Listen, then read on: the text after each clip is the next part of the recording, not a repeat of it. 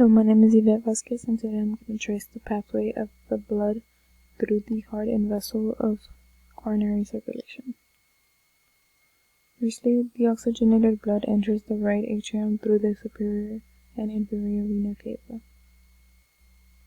Once in the right atrium, the blood continues through the right atrioventricular valve and into the right ventricle.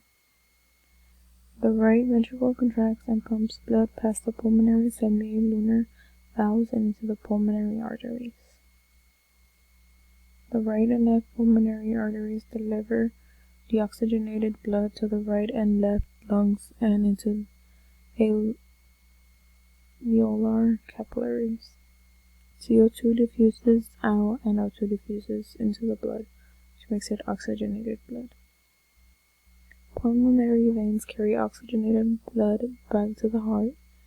The blood from the pulmonary veins empties into the left atrium. Blood is pumped into the left ventricle through the mitral valve. Then the left ventricle contracts and sends blood through the aortic semilunar valve and into the aorta.